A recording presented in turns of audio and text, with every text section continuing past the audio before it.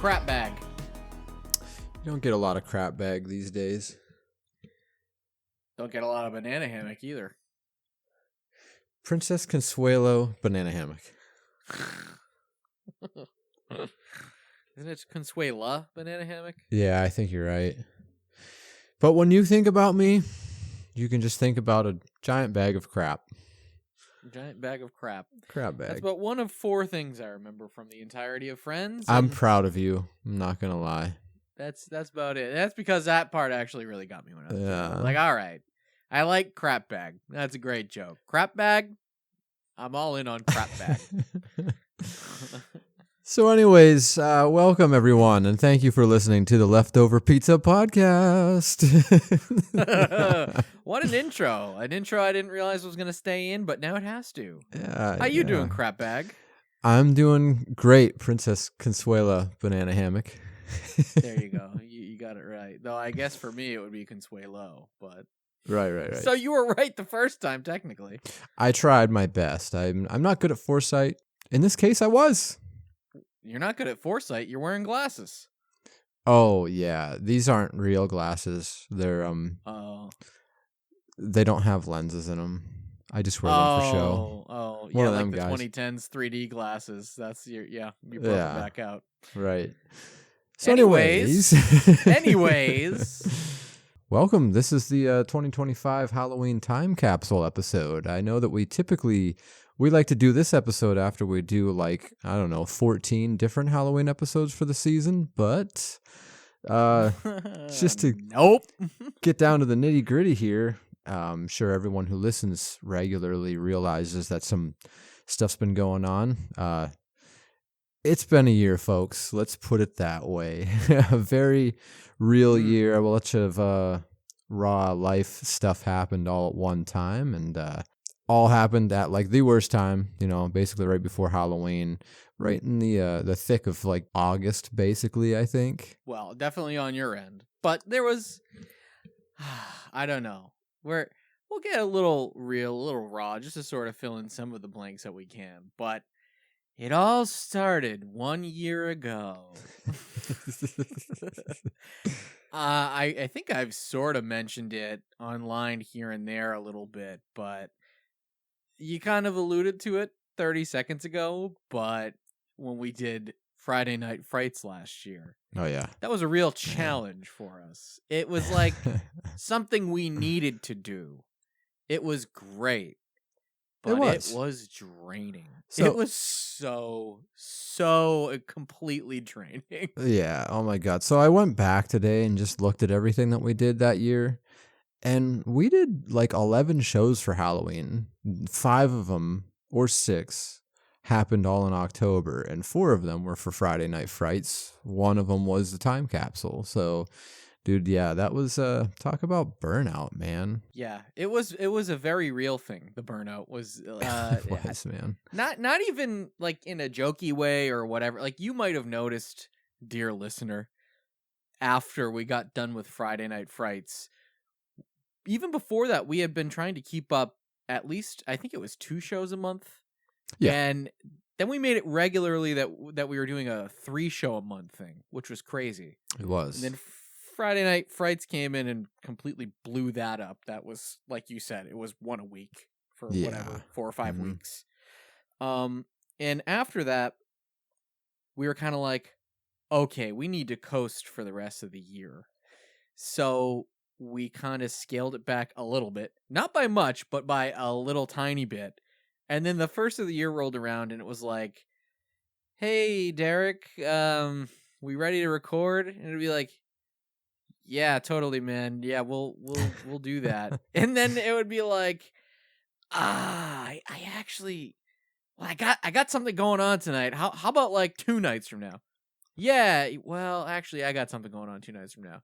Oh, okay. Well, I mean, sometime next week or the next couple of weeks. Okay. And then it would come down to it and it would be like, hey, man, I think we might only be able to get 1 show done this month. It's like, whatever. Not the end of the world. It's fine. Right. And then that happened a few months in a row, and it finally kind of real life stuff kind of collided with burnout stuff. And it was kind of like, it was never officially said, but we were like, I think we need to take a break because I said it to you.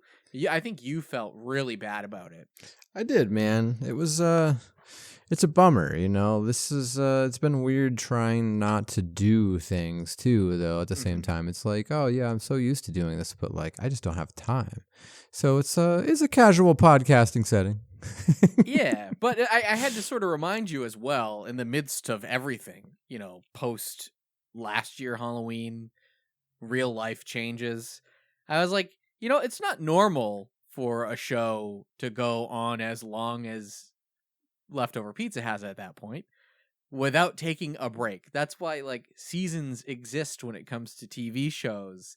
That's why seasons exist when it comes to like sporting things, right? You don't just play football 52 weeks a year. You do it for like 11 weeks or whatever they play. This is true. Yeah, and we aren't even getting paid that kind of money. So like I'm losing money left and right. Yeah, we don't actually get paid to do this. This is kind of just a hobby, you know, like this is what we do for fun. And sometimes when it's not fun and like when we can't give you our all, like we know when it's time to like step back a little bit. And that's kind of, I think, what we did. Like we realized we weren't going to be able to deliver a really, really amazing season. And too many things just popped up. Like I bought a new home, so that was a big thing. Like I don't want to get too far into it, but like literally the moment I closed on this home, I started ripping up carpet. Like not even 2 seconds after I signed papers, I ripped up a fucking carpet, bro. Like that was something. And then I just went to town from there. And I mean, you can see where this all adds up. Absolutely. And I was getting progress pics too of, look at this. I ripped up this carpet. Look at how terrible the floor looks. Wait a minute. We're making some progress. I'm sanding the floor. Look at that. I refinished the floor. Yes. It's kind of crazy to watch in real time. Every single picture I took that I sent to people, there is a middle finger in there. It's mine. It's my middle finger, flipping off whatever I'm showing people because it fucking sucked so bad. And I know somebody now might be asking themselves a question going, well, Grimey, if that were true, then how come I saw you pop up on Haunted Hangover show a few times? And I'm not even going to let Grimey answer this question. I can answer it for him because Louis does all the goddamn work. Louis does. I'm really just there eating candy and bullshitting. That's it. Easiest thing to do. I begged and pleaded with Louis. I said, edit my show for free. Every show. And he said, no, get a life. I said, okay, sorry. But no, that's the only reason I think that you really popped up. Around because you man. Really had a busy year full of changes and burnout. Yeah, and buying a house. It's crazy what you went through. I just will say, like, thanks, man. We're still hanging in here and we're chatting. We are, man. Good. We're turning. Yeah, honestly, and just to think about it right now, like this is like one of the first times Derek and I have been like able to sit and talk. Like it's been quite a while, really. Oh yeah. I mean, I don't even think that we like sat and talked. No. I don't know.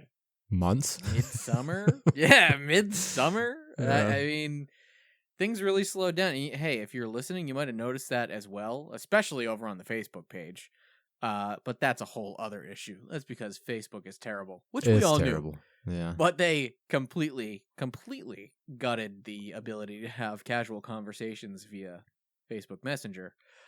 So if you're listening and you're saying you guys have been awful quiet, well, we're not as quiet as you think we've been. We're still pretty quiet, but there's the Discord too. So there is. We started a whole Discord.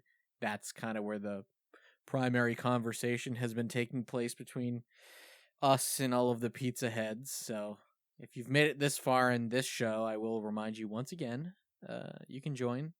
The link is up on the Facebook group, I think, but I'm sure we can attach it here in the description to this episode, maybe? Yeah, I think so. And speaking of the pizza heads and our listeners here, I want to start off by saying that I know it's been kind of weird not being here, but at the same time, it's been kind of like it's weird. It's nerve-wracking not doing things, but it's also kind of freeing because we're not like in that content provider kind of mind frame the whole time. Like I kind of got to enjoy the season and stuff. Like, and I know Derek probably is feeling the same way, but at the same time, man, I have to say how thankful I am because you guys reached out to us in ways that I didn't realize was going to happen. Like when you're a small show like us, that's like kind of making a little bit of a name for themselves, but still not huge. You start to wonder like how many of these people are going to give a shit if we just like up and disappear tomorrow. And man, you guys kind of let it be known that you guys wanted more pizza. I mean, like there would be, I don't know, not full like weeks upon weeks, but sometimes like because Grimey was so busy, I was so busy doing things. Like I wouldn't hear from Grimey for like a week at a time, maybe. And the thing that I would hear back from him on would be like, "Did you see that this person is asking when there's going to be a new episode?" And it was always and like it felt like that was the majority of texts for a while. It was like, "Got another one. Somebody else is asking when are there going to be new shows?" And that was cool.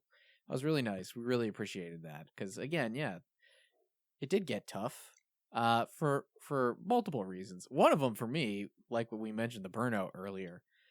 For a while there, I just was like, I don't even know what to do for shows right now. Like we had some semblance of idea for certain things, but for a bit it was kind of like, I don't know. I just need to like get my brain out of this leftover pizza mode for a little bit, so maybe I can kind of come back to it and reapproach it with a fresh mind, and it's still going to be a show that you guys know and that you understand, but it makes it a little bit more interesting for us as two guys sitting down doing something that is admittedly it can be like repetitive, not in a bad way, but we've got a formula that we tend to stick to, and it's like, well, how do we break out of it or kind of change it up a little bit without completely abandoning the format that you like too. Right.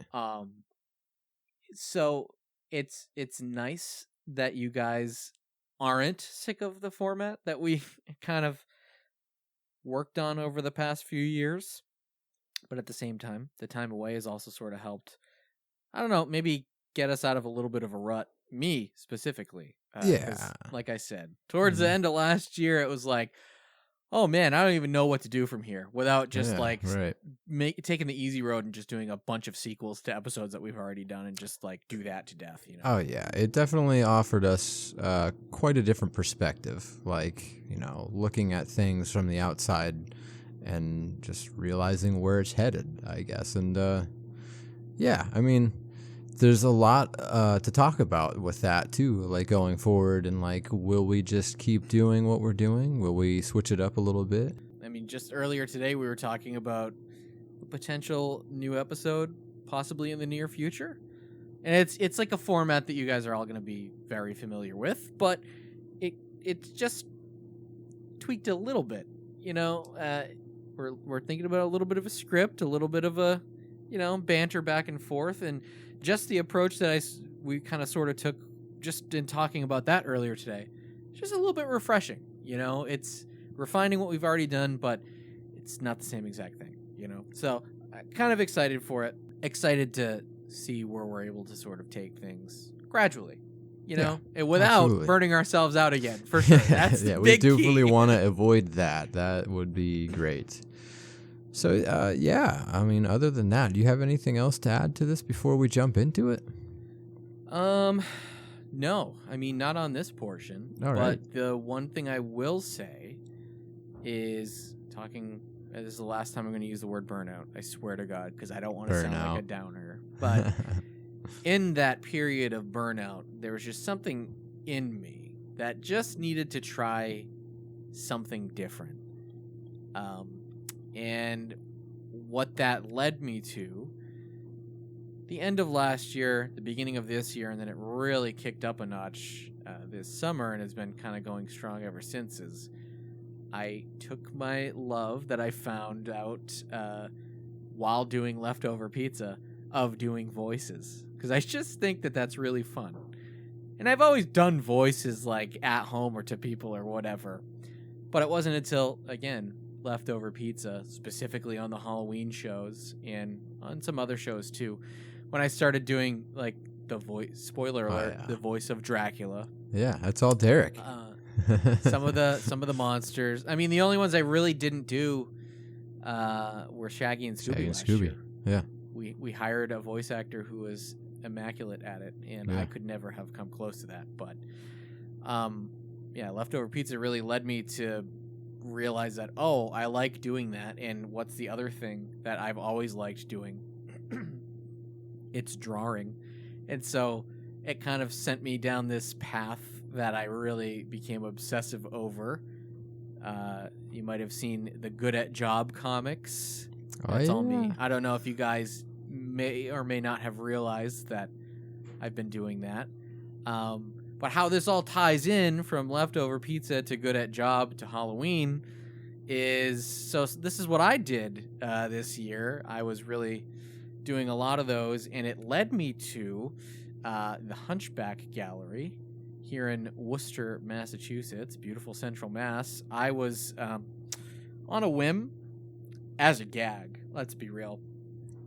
I saw that they were having a Halloween-themed art show, and one of my friends from high school had sent the submission form to me, and I was like, yeah, and then I thought about it, and I was like, no, I am just going to do it, but I'm not going to take it seriously at all. And so I made up a single-panel comic, and it was a vampire, and he was talking about how he was shocked to learn when he first turned into a vampire that he doesn't poop anymore, and that's the whole thing.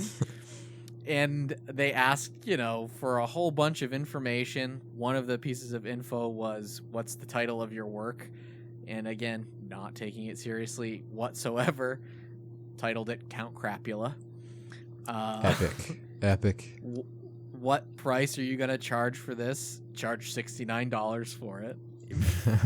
Because I was like, whatever. They're not going to pick this. Just like, being a high it's schooler. An art gallery. I was like, they're not going to pick it. I'm doing this as a gag for me. And then sure enough, I get an email back and they're like, oh, we accepted your submission. I was like, oh, okay. And not to brag, but it was the first piece to sell before the show even opened. Shit.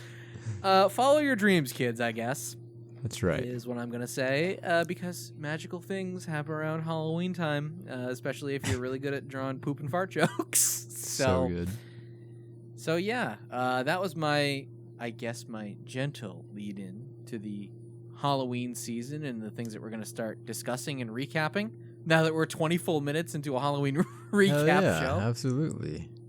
We had to get the nitty-gritty out first before we got to the meat and potatoes, Oh, yeah. I mean, we kind of owed them a little bit of an explanation. So now that you're all caught up, we can kind of recap the fun stuff. Yeah.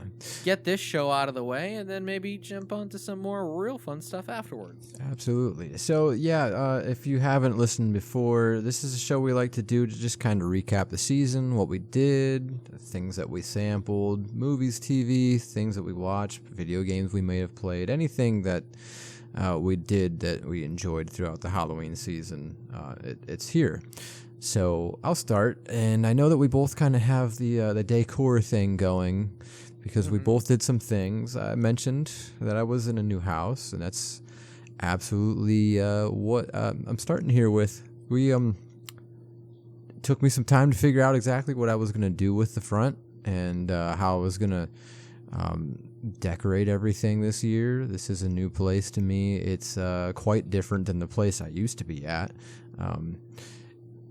I dare say a little bit prettier in ways. I have a nice, beautiful tree out front and out back, and they are both, they look like they're on fire. They're absolutely vibrant red and orange right now.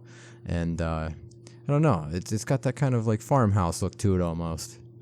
I mean, not for nothing, but the first picture that you sent to me, I remember my reaction was, oh shit, so you just moved into the Myers home. Dude, I'm telling you. But you did. I mean, it's not a 1-to-1 or anything, but this house that you're living in now, it is picturesque when it comes to the Halloween season. what with the tree and the lead up to the front, like it is perfect. It is for man. kids to walk up to grab candy from. That's number one. But number two, it is like just straight up ripped out of a Halloween movie. You know, if not the Myers, then the Strodes, or what's it? Annie Brackett? Maybe it's Sheriff Brackett's house or something like that. Yeah, totally, man. Yeah, I really enjoyed doing everything out there this year.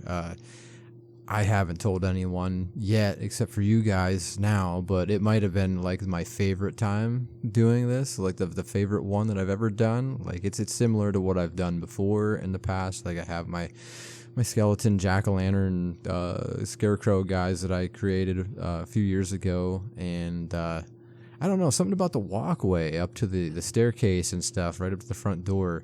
So I didn't typically get like bales of hay and stuff like that because it just didn't look right in my old place.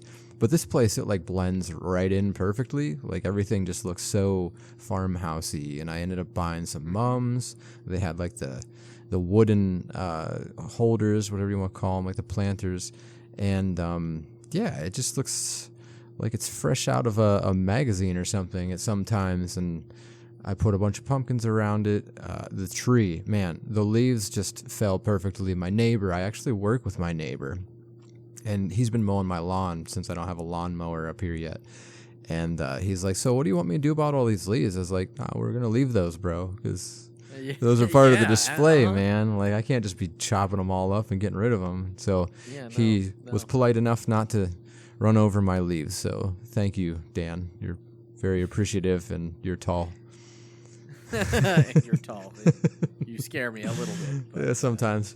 He'll never listen to this, so it's all good.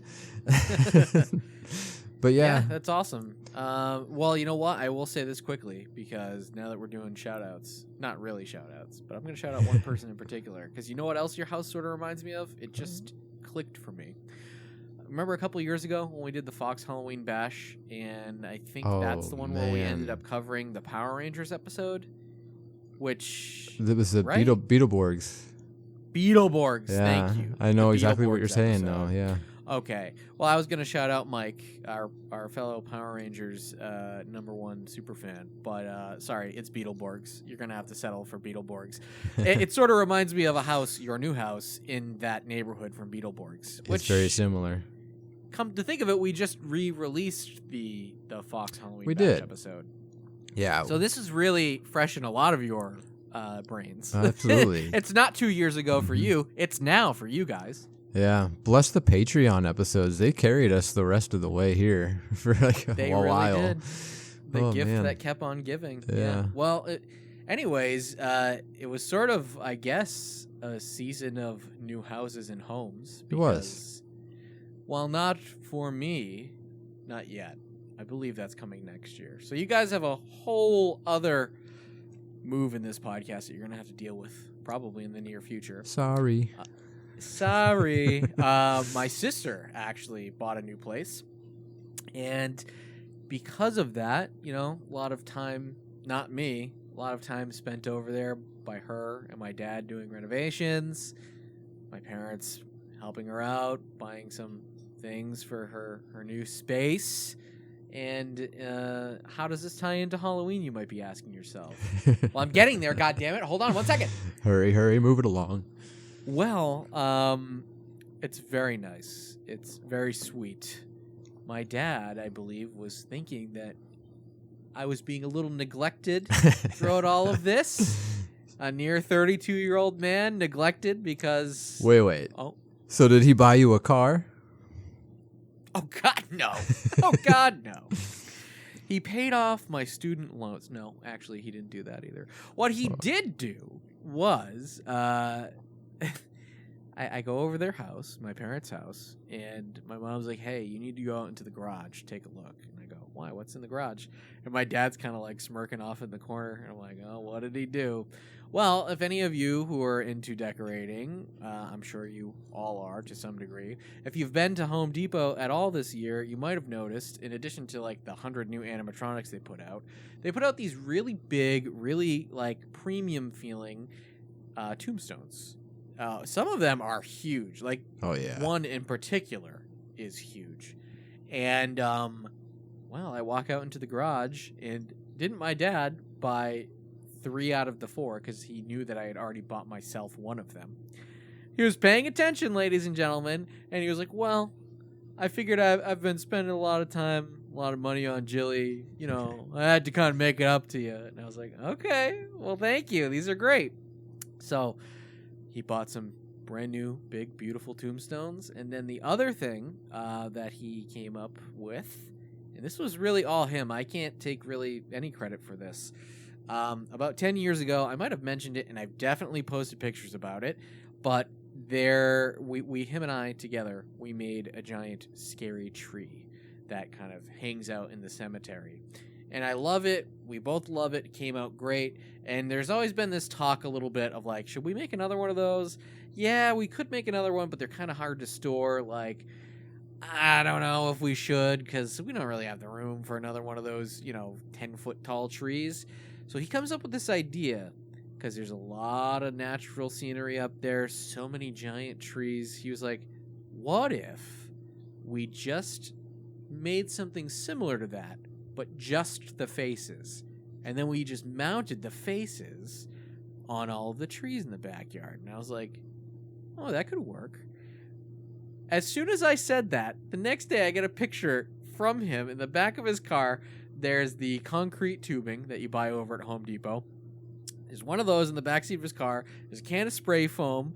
And he's like, got the stuff. We're going to be making this. And I was like, oh, okay, awesome. So him and I, we went to the art show. He got to see my Count Crapula hanging up on the wall. Then that night, went back to his house. And he was like, all right, let's draw some faces on these. So he had me kind of draw all the spooky faces I want. I go home. I get a text from him a couple days later. He's already foamed him up. He's already cut him out. He's already painted them, and I was dedication. Like, this guy is a monster. He is killing it right now. So, yeah, I mean, he came up with it from basically from the ground up, made them himself more or less. We got some weatherproofing. We put some Tyvek on the inside so that it would sort of help diffuse the light, but also weatherproof it a little bit. And yeah, got them all up on the trees. So it was a season for me for decorations, new props. So that was pretty fun too. So oh yeah, that was like a big highlight of my season. They looked so good too. So I don't know what it is with me and like the tree thing. I feel like some of them come off as like kind of cheesy. Like there's just this like small demonic tree thing that people throw in their yard. Some of them they look really, really great. Other times I feel like I don't know why anyone would do this. But then you showed me those pictures of just like the faces. And then when I saw them lit up on actual trees, I was like, oh my God, they figured out a way to get me onto this fucking tree thing. Like, this is beautiful. They look so good. Like I would almost appreciate these faces on Boo Buckets more than the Boo Buckets we actually get these years. Like, they just look so good. I can see that, yeah. So, I mean, I did kind of a combo of two. There was 2 evil faces and then the 2 in the middle on the pictures I sent you. You might be able to see. There's like a couple wailing faces. And I had them strategically placed so like up front they're the evil faces, and then further into the woods there are these wailing faced trees that look like they're in like agony. And I was like, that sort of tells a story, I think, a little bit. Like, scary, don't enter the woods. The further in the woods you get, the worse things be, the worse things be. But yeah, I mean, they kind of just look a little bit like jack-o'-lantern faces. Exactly. All I really wanted them to be. And to me, they're a little bit reminiscent of your beautiful jack-o'-lantern scarecrow guys. I do agree with that. I'm looking at them right now, and man, your dad put some work into these guys. Like, they just blend so well with the tree behind them too. Like, man, love it. They really do. And these aren't even good pictures, like they're okay. The pictures are fine. It's one of those things that in person it really works. You can't even tell in person. It really just looks like an evil tree, which is awesome. It is awesome. But yeah, so that was my memory maker moment, making some props with my dad. He was really into it this year. He was really all about it. So that was fun. He not that I wasn't into it this year, but he really pushed it over the edge for me. Like, I was just ready to put up the same old display that I've always put up. And yeah, he brought the heat, as the kids say. Brought the heat. He was on fire. I don't think the kids say that. Oh, shit. Well, I think that's pretty much it for the decor. Is there anything else you wanted to mention here? That's it for me. I gotta be real with you. I can't. These are supposed to be time capsules. That was the initial idea behind these episodes. Right. Was to sort of document all of not only personal things that were big for us, but like big things in general, props, movies, snacks, whatever, which we'll get into later. Yeah. And in years past, I think that we've talked about some props that we didn't necessarily buy, but that came out at places like Lowe's, Home Depot, Spirit. And I just was not interested in most of the stuff that was out this year. Nothing really seemed to kind of capture my attention. There was one thing at Home Depot. There was like a giant troll, and he was cool, but I was kind of like, A, I don't know, it was like $400 or $500. Like, A, I'm not paying that. B, I don't know how that would fit in with anything. But there wasn't that standout prop related thing this year that I even want to memorialize and put into this episode to listen back on years from now and be like, well, even though you didn't buy it, it was cool.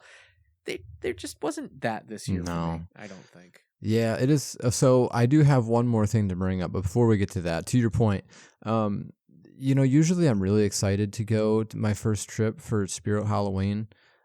I don't know what it was this year, man. I went once and that was it. And I walked through, I seen the new ones that were coming.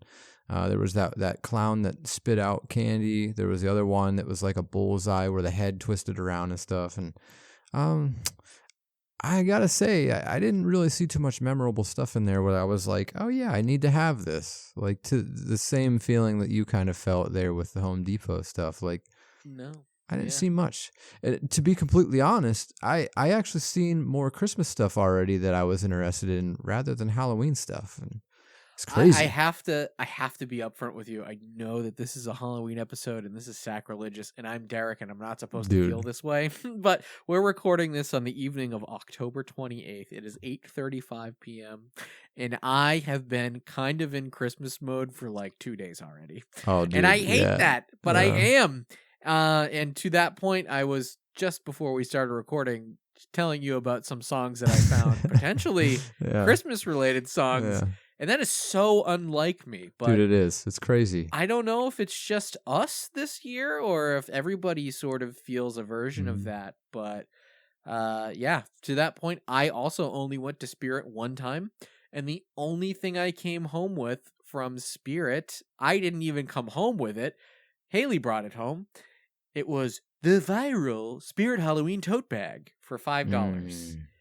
And the best part about that was we didn't realize that was a thing because they were fully stocked when we walked in. It was $5. It had an embroidered bat on it. She was like, I love this. This is going to be my new lunch bag. And I was like, cool. She picked it up.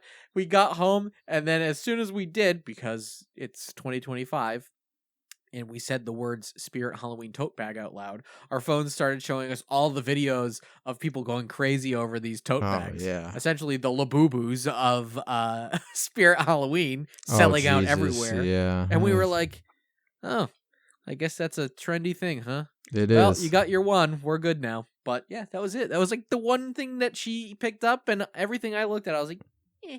Yeah. So there is one kind of cool Spirit Halloween thing. I believe they did it this year, and it was the retro Nintendo cartridge thing they were doing. Like, you had to go to the Spirit Halloween to buy it, and then I don't know how much it was in stores, but like people were selling them for like a couple $100 on eBay. I'm kind of bummed I didn't hear about that right away, and I couldn't have gotten one, but I think I'll live. Yeah, I think it was like $50 or more. Like $50 or $60, yeah. And the thing about it is if I'm not mistaken, you can go and just buy it digitally on Switch right now for Yeah. next to nothing. Yeah. And if I'm also not mistaken, I think the game even existed before this year. Yeah, it did.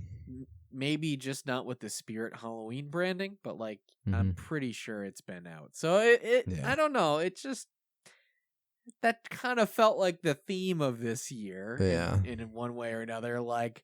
Hey, didn't this already exist before? Yeah, but now we're selling it for a lot more money. It comes in an orange cartridge that you could put in your Nintendo.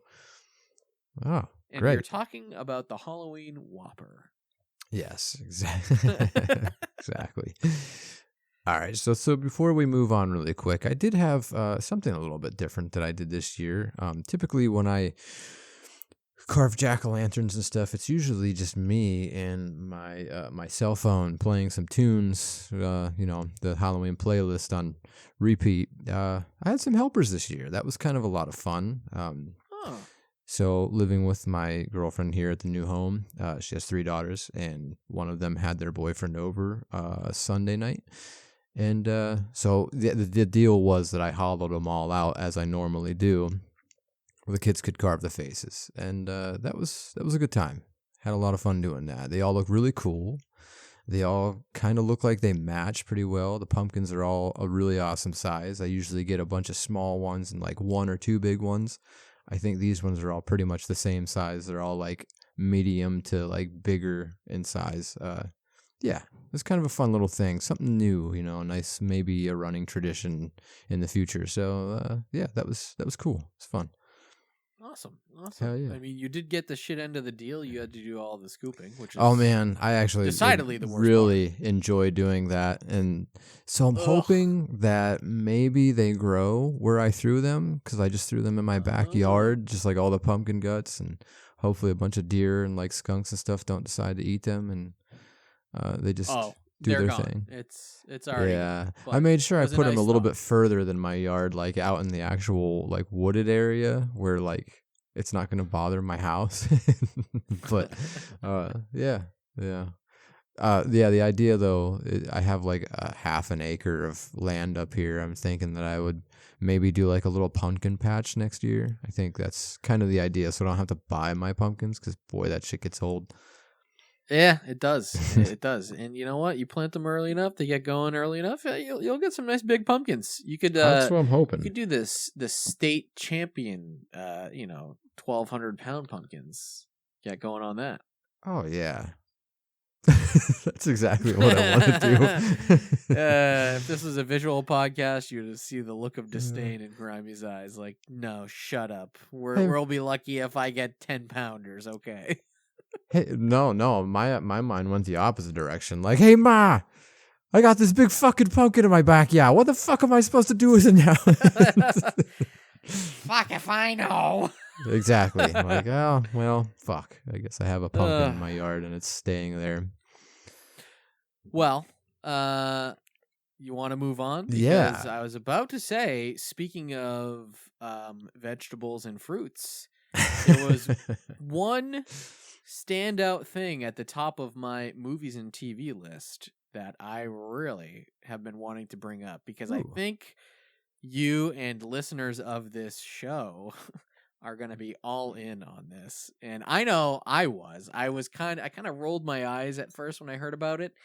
And then I watched it and I was like, wow, that was actually a fantastic experience. And I'm, of course, talking about the all-new short film from this year, released exclusively on YouTube, Fruithead, starring Bradley Whitford, a Gushers horror short film.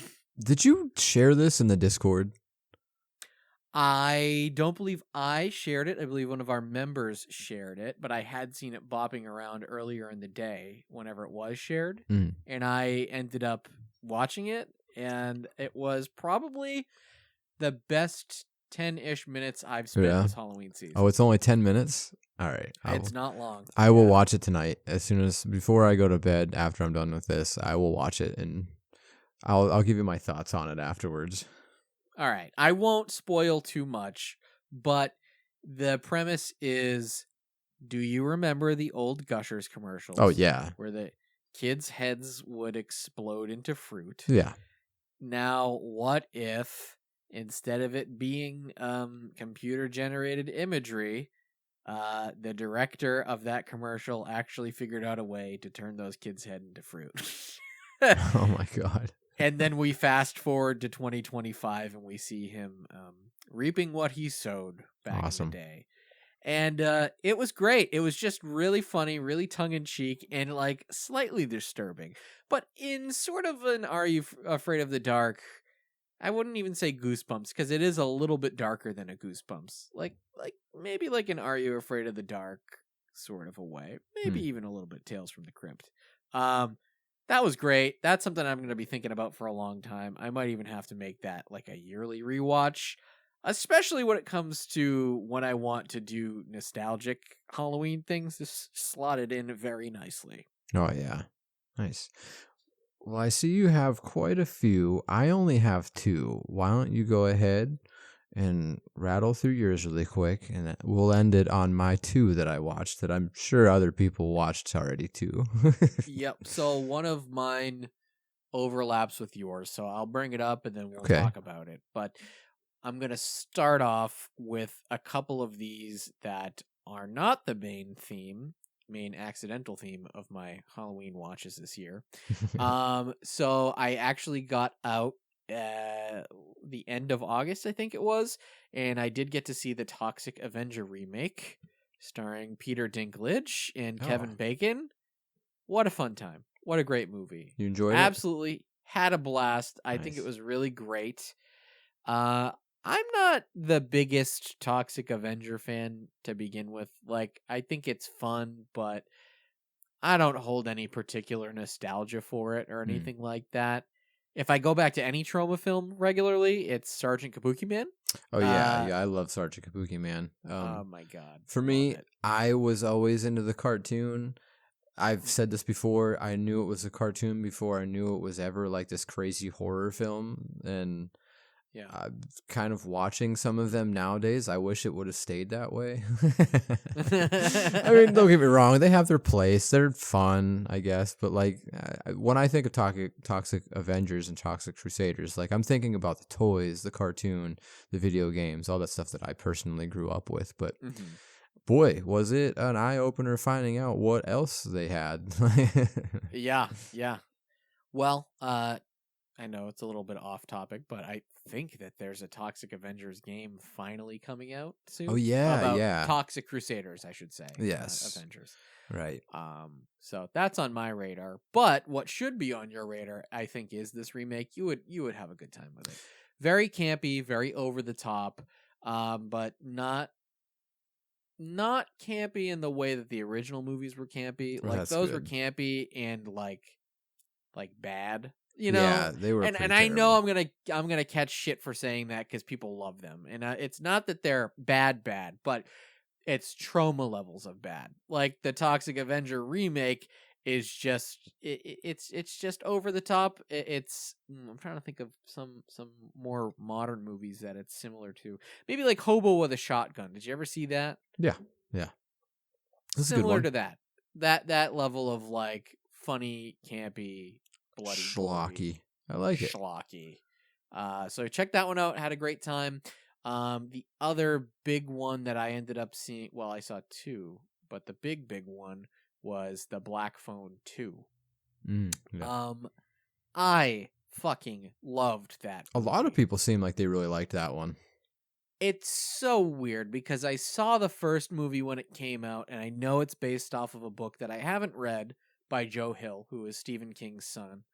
And I was like, yeah, it was all right. Like, it was pretty good. I didn't ever think that I would really make my way back to it because it was good, but it wasn't anything that really like captured me and was like, wow, this deserves many rewatches. Right.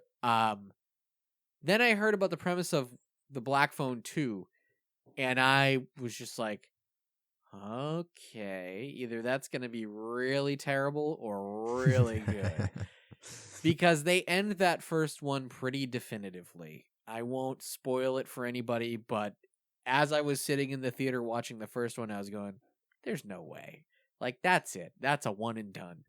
And I went into the sequel having a rough idea of what it was about. And not only did they make it make sense and blow my expectations out of the water, the sequel here does something that doesn't happen very often, which is it actually enhances the original. It provides extra context and it recontextualizes things from the original movie that would actually make me want to go back and rewatch the Black Phone 1. And not only does it do that, I don't even want to see this as a two-parter. I want them to continue making Black Phone movies now. Like, it ended, and again, it could just be done at the Black Phone 2 now, but I don't want it to be. Like, I just want them to really go off the rails now, and just keep going. So that was really fun. And if you missed it this Halloween, it's not even that big of a deal because it takes place in the snow. And I was watching it the whole time thinking to myself, yeah, it's fun to have this movie to watch at Halloween. This would have been a great movie to watch in December. This would have been a great movie to watch in January or February. So I'm sure it'll come out Christmas time or shortly after, and at home, and watch it then. It'll be the perfect time because your surroundings will, like I always love, match your outdoor, and it'll match what's happening in the movie. Yeah. So, and then that's going to be the last big thing I saw before I get into the main meat and potatoes here of my movies and TV section. I unintentionally ended up having like a very found footage centric Halloween season. Mm-hmm. It wasn't a theme that I thought I was going to fall into. It just sort of happened naturally. And this is the point where I kind of call back to what we said earlier. This Halloween season has been a little bit more subdued, especially compared to the last few years, because the last few years, you and I were just, it felt like so in tune with everything, trying to make sure that we were getting to everything. Oh, yeah. So that we could not only experience it, but like talk about it on the podcast or talk about it on the Facebook group or write an article about something. We were almost doing Halloween as like a documentarian thing where it was like, I need to experience this because I need to make sure that this is being posted somewhere and preserved. Right. Yeah. That is not what happened this season. And I think to the benefit of this season for me. So, I started with the movie Ghost Watch, and this is from like either 1990 or 1991. But the whole gag behind it is that it's a real live news broadcast from the BBC, the British Broadcasting Company, and it was all real anchors from their news crew doing a Halloween night stakeout in this supposedly haunted house with a family in it. And I finally got around to it after years of needing to watch it, and I really liked it. Like, I really had a great time with it. And I was like, wow, this was as good as it's been pitched to me, if not better. Like, I really, truly thought it was fantastic. And then a day or so after watching that and riding that high, I was listening to a podcast that I've listened to for years now called Junk Food Cinema. And funny aside about them, one of the co-hosts is actually a writer who worked to write the screenplay for the Black Phone 2.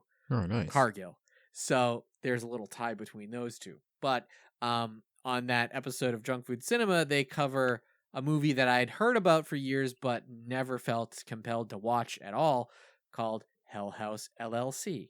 And then they started talking about it, and they were so passionate about this movie that it made me just go, okay, well, I need to give this one a try. I just watched Ghost Watch. I just did a found footage thing. Like, I'm going to give this one a try because now my brain's in found footage mode.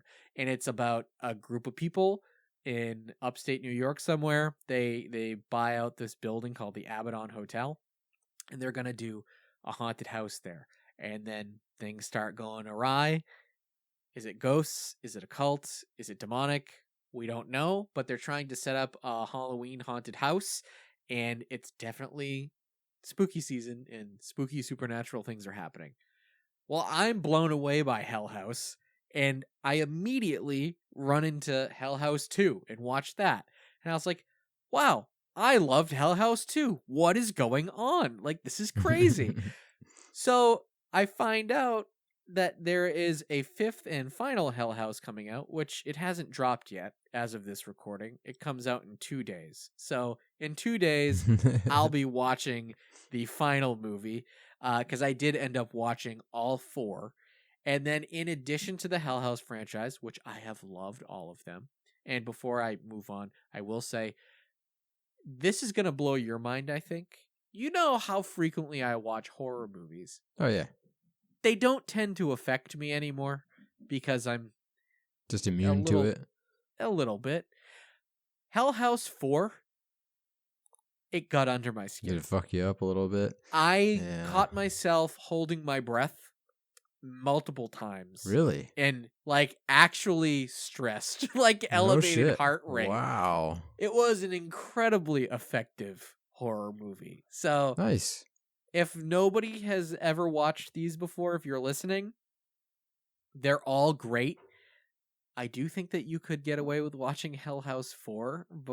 Like, you could probably watch these out of order. I don't recommend it. You should watch all of them. But if you're looking to get, like, an actual scare in and soon, try Hell House 4. It did it for me. It might do it for you, too. And then I'll just quickly wrap this up. So I got through that whole thing, and then I wound up watching the last broadcast, which predated the original Blair Witch by a year. That one was okay. It was more of like a documentary than a found footage to me. Like, it definitely followed the same beats of a found footage, and it was good.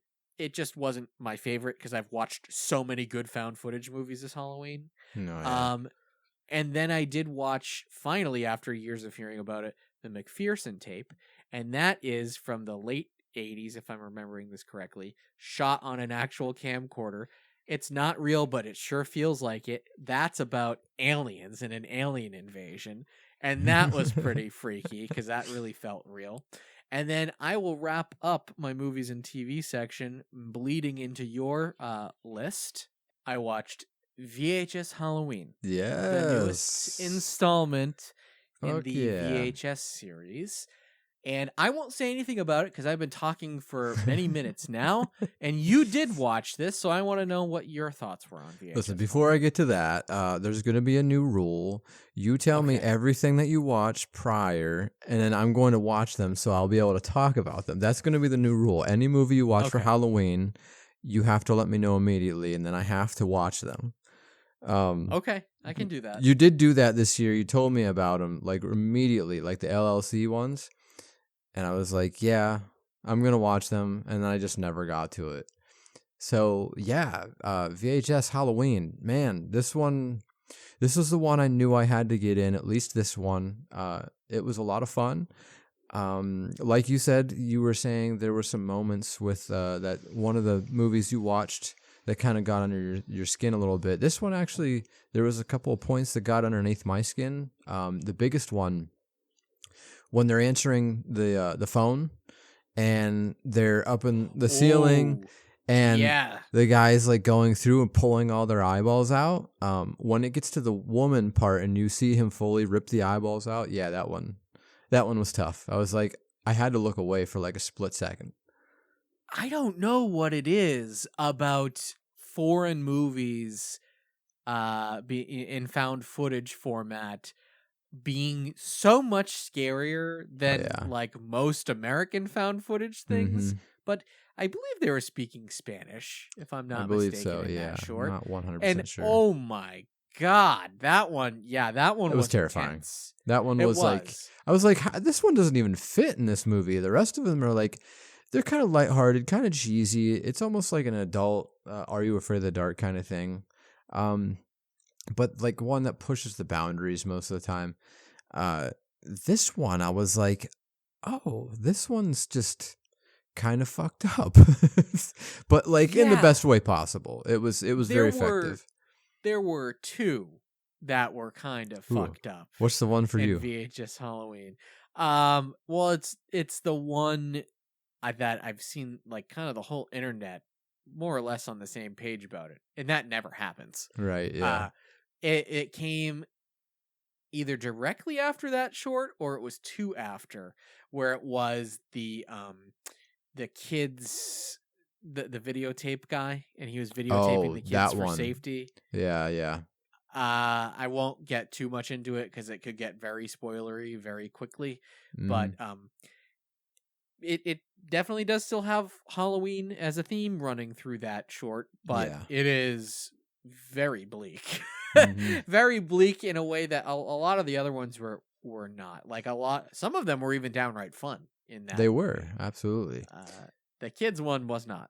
No, the kids one I was like, ew, Jesus Christ, way to bring the room down. Yeah. Besides them two, so the one with the I'll keep these all very vague just in case no one saw this yet. The candy bowl, that one was a great one. Really loved that. Very interesting. Good. I didn't know where this one was going. I was like, oh, this is kind of creepy. This is cool. That one was fun. The baby house with the mom and the babies. That one kind of made me uncomfortable a little bit. Yeah. It was that one was just like gross. Like I was like, it was, yeah. Like you just felt like you had to shower afterwards or something. Oh like, I don't like this at all. And I tell you that was another one that did get me though. I hate the idea of like walking in somewhere and then looking behind you and noticing that there's no exit where you came in from. Like where things are just not there anymore, somehow vanished. Like there's all these windows, none of them are actual windows. Like hate that. Don't love it. Yeah, that was freaky. I almost forgot about that portion of it. But yeah, I was like, oh, yeah, that makes me feel a little gross for a different reason. But then even the ending was perfect. Like the record player, all that stuff. Like, man, that was... that one was awesome. It was very awesome. That was probably the best of them, in my opinion. I do agree with that. I think they saved the best for last, and that one was particularly special. I'm going to speak a little off the cuff and uneducated here. I'm sure somebody could prove me wrong, but I don't know if you noticed or if you would have even noticed, but in that short, without giving too much away, it's again about a home haunt, and the home haunt is not what it seems. And one of the guys going through, one of the guests, he's a cranky old man with a long ponytail. Oh, yeah. Did you happen to notice who that guy was? No, I wasn't really paying attention to that. That is Hollywood makeup and effects legend Rick Baker. Okay. Who, to my knowledge, I believe he has been retired since the Wolfman remake came out because that movie put such a bad taste in his mouth. And he did effects for, good God, The Exorcist, I think American Werewolf in London, or The Howling. It was one of those two. Jesus Christ. Nice. And he came goes out on of, and on and on. He came out of retirement to tell a home haunter that his home haunt sucked. It looked like shit. So, dude, he knocked that part right out of the water too. And then, like, his death scene was pretty righteous. I really enjoyed that a lot. And I don't want to make any assumptions, but I almost feel like because he does still like do props and things, but I think he just does them for fun. Okay. I wonder if he might have contributed some effects to. I wouldn't doubt that. To that short. Yeah. So anyways, I guess my point is that was just a very welcome thing to see. Very unexpected. He popped up and I was like, oh shit, is that Rick Baker? And nice. Sure enough, it was. And yeah, it was very cool. Also, a quick aside, but if anybody's ever listened to the Gilbert Gottfried's Amazing Colossal podcast, great show. He's been gone for a while. They still re-release episodes every week, and this week right now, they just re-released an old show with Rick Baker on it. So this morning I was listening to Rick Baker talk about part of his Hollywood career and then love for old monster movies and things like that. So when you're done with this, you might want to go listen to that because it's kind of a fun listen, and I'm sure it would be up everybody's alley. Absolutely. So to end the segment, I believe the last one I watched was some good old WNUF. I never watched it yet. To it. Yeah, I did. So I watched the first one, and I watched like quarter of the way through the second one before I fell asleep. It wasn't because it was boring or anything. I was just, I had a long day that night, and I never did end up picking it back up. Perhaps I'll pick it up before the big day. But I really enjoyed the first one for what it was. I will admit I thought it was kind of a slow burner. But at the same time, it was good. It was comfortable and kind of familiar because I'm so used to sitting on my ass during the season watching commercials on YouTube. Old commercials. Yeah. So this is right the fuck up my alley, and I'm like, wow, this is so damn cool.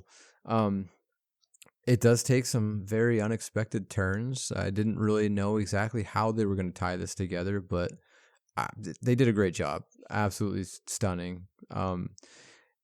It was really, really cool, though. This felt like another one of them kind of, when you get into the season and like you're hunting for like Halloween candy or junk food or whatever, this became another one of those because they released both 1 and 2 together on a Blu-ray, and they showed up at Walmart's, which was fucking unheard of. Yeah. Like, that was cool. Yeah. So yeah, that was crazy. I went looking for it. Not that I even needed it, because I have them all here, including the new one. There was one that came out this year, like it's a proper spinoff, Trick or Treat with Reed Richmond. And so it's not even like I needed them, but I found out that they were there, like at a store that I could go to and pick it up in person without having to order it online. And that was crazy. It's just an experience at that point. Like, let's just do this just because we can. Exactly. And it came from the little boutique label TerrorVision, and TerrorVision just, I love TerrorVision. Yeah. They just do great work. Yeah, like, they're knocking it out of the park. Work. And it's really cool to see that stuff, their stuff popping up in stores for you to go grab in person. Absolutely. It's unbelievable. So that was kind of a highlight of the season, even though I wasn't even able to find it. It's just the fact that it felt like one of ours. It did, yeah. Like somebody from our somebody made it to the big time. Not only Chris LaMartina, the director and creator of WNUF, but like TerrorVision. What's the guy's name over there? Brad, I think. Incredible work, boys. You're doing it. Fantastic. Great job. So I did find it at my Walmart. However, before I found it at my Walmart, it popped up in a Walmart close to me where I could order it and have it delivered to my house. So I did that. Then a week later, I went to Walmart and saw it sitting on the shelf. So I at least got to see it sitting on the shelf. That was nice. I did take a photo of it just to keep in the back of my mind. You should have done the Boo Basket thing, but like should have like the leftover pizza version of that, which is you just buy a movie that you won't shut the fuck up about, and pass it off to somebody who doesn't necessarily want to watch it, and then you ask about it nonstop until they relentingly watch it and then enjoy it. Right. Like what I do for you all the time. You watch that yet? No. You watch that yet? No. You watch that yet? Yes, and it was great. Now can you stop asking me about it? Right. Oh man, before I get to this next one, I just remembered the leftover pizza Halloween boxes. I did buy all the stuff to do them this year, and I just didn't get to doing it. So I guess I have a whole fucking array of stuff for the boxes for next year. So that's one of the things that kind of keeps our website afloat. I actually did one for summertime too, and I wasn't able to get that one pumped out. I have all that stuff sitting here. So hopefully you guys are still listening to us next year, and I can slang some boxes of cool nostalgic shit for you guys, and you guys will buy it from me. Yeah, save up them pennies. You've got plenty of time to save so your much money time. now. It'll be worth it too, trust me. There's so much good stuff. I'm so bummed I didn't get this stuff to you guys this year, but next year for sure we'll be on top of our game. But anyways, well, that works out. Save your Christmas money, right? You get money for there Christmas, you go. put it aside, and you can buy Grimey's old crap come July and in September next year. Absolutely. So the last one I did not get to find. I didn't see it anywhere, and when it did pop up, it was in stores that were just a bit too far away for me to go and buy a Blu-ray. But Rumpelstiltskin made it to fucking Blu-ray, man. I picked up Rumpelstiltskin. That's good. I did At least get one of us did. Rumpelstiltskin. I wasn't expecting to see it, and I was very excited to see it randomly one day. And I was like, "Oh yeah, all right, you're coming home with me." Oh yeah, dude. It was on my radar. I just hadn't gotten around to actually ordering it, and then I didn't have to. That was fun. That was really fun to see and to grab in person. Dude, that one felt like an event. I mean, people were snagging that thing up and slanging it on eBay for like triple the price. I'm like, really? Do I have to do this? Like, God damn it. So there was one. I live in Kersey. This place, Clearfield, it's kind of far. It's like an hour and a half away. Like, it's a drive. I'm not going to drive all the way out there for a fucking Blu-ray when I feel like I should just be able to have it shipped to my house. But for some reason, Walmart's ridiculous and won't do it. I checked out the next day when I was like, you know what, fuck it, I'm going to do it. Gone. All of them gone. It's like, oh, well, missed my chance, whatever. Terrible. Yeah. Just terrible. But I am happy that they, at least released it on Blu-ray and people could buy it, and it's a little less obscure now, I feel, so that makes me feel cozy and at home. Yeah, absolutely. A little bit of our culture leaking out into bigger culture. That's right. Next thing you know, we'll have the big Hollywood remake of Rumpelstiltskin like we just got with the Toxic Avenger. Oh yeah, absolutely. All right, well, while we're on, I guess, sitting in front of a screen, basically, why don't you talk about some of the video games that you played? I didn't get any video games in me, so this is all you, buddy. Okay, I mean, I'll be very brief about it because it's nothing like new, like actually new. It was one that was new to me and one that I've revisited. So I'll start with what I revisited. Earlier this year, I did buy myself a Nintendo Switch 2 because I'm an adult and I'm allowed to do that. So I've got adult money. Do what I want. So what do you do when you buy a brand new shiny Nintendo Switch, the next generation? Of course, you turn back to the previous generation and you just play games from the Switch 1. Yeah, that's what I would do. I mean, so that is what I did, and I've always felt bad about not sinking enough time into Luigi's Mansion 3. That came out a shocking 6 years ago, I believe, if my math is right on that. Has it been that long already? Wow. I believe it has. And I liked it when it came out, and then, as is what always happens with me with games, is I played it for a bit, and then I just kind of dropped off, and I go, yeah, okay, I get it. It's fun. Yeah. Awesome. But that was one that Haley had bought for me special, and I always felt kind of like an asshole not playing more of it because it was a gift. So this year I said, well, I'm going to rectify that. I got a nice shiny new machine. Might as well break that back out and pop back onto it. And so I did, and I played a fair bit more than I did the first go around, and I had a great time. It's a great game. Nice. It really is. The addition of Gooigi, fantastic. Oh yeah, I agree. So I did play a little bit of it. I bought it last year or 2 years ago, possibly, for Christmas, and that's where it really did me in, because I bought it for Christmas. I played it for like 5 minutes, and I was like, you know what, save it for Halloween. Just put it in the back of your mind, remember it for Halloween. And I didn't do that.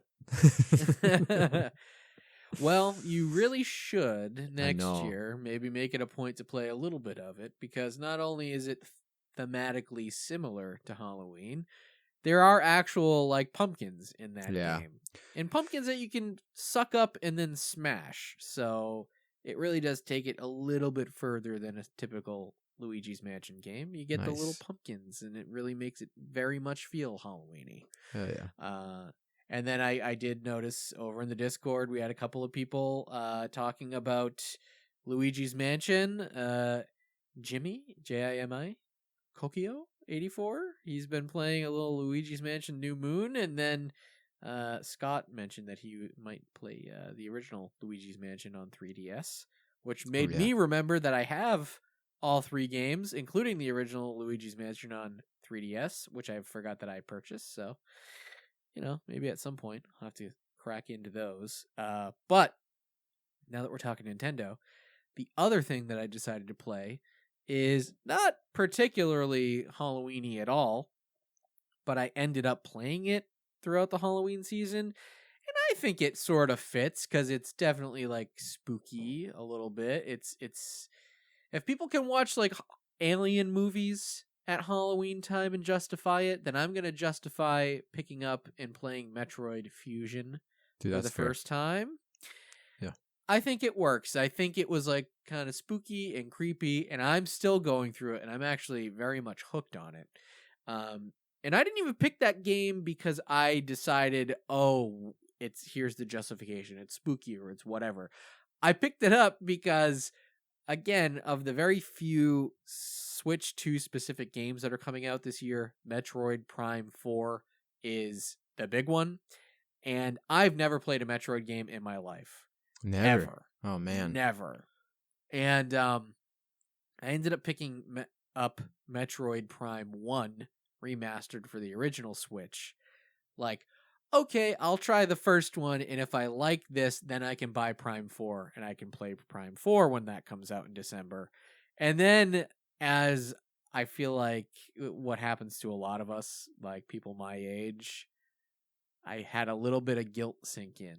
And I was like, but I've never played any Metroid games before. I feel like I can't start on a 3D Metroid. I feel like I need to at least give a 2D get some of that Metroid 2D. a go. Oh, yeah, dude. So I was looking it up, and people were like, well, if you're going to play any, you should probably play like a 2D one from the Game Boy Advance. You could do Zero Mission because that's the actual proper remake of Metroid 1 from NES. But they don't give you any directions, and you just have to figure it out. Or you can play Metroid Fusion, and it's very linear, and they give you exactly what you're supposed to do. And I'm like, I'm stupid. I'm bad at backtracking. I'm going to start with Fusion and make this easy on myself. And I don't regret it. I've been having a great time. So those are the 2 games I've been playing. Nothing really seasonally appropriate, like in years past when we might have been playing any number of Castlevania games, like Bloodlines. I was just listening to that episode the other day. I was talking about playing that, or Castlevania 4, or any of the other multitudes of quote-unquote proper Halloween games. Oh, yeah, right.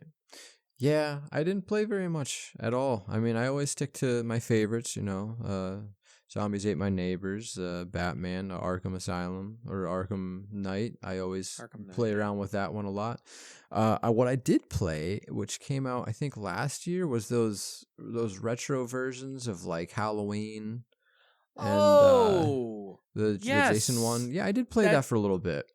That jogged my memory because that's actually how all of this started. It was I really decided to give that a go again because I gave up after like the second level, like 1-2 or something last year because it was tough. It is a bit tough. And I was like, no, we're doing this. And I actually ended up, I believe I beat the Halloween one this year. So thank you for jogging my memory. Absolutely, I did do man.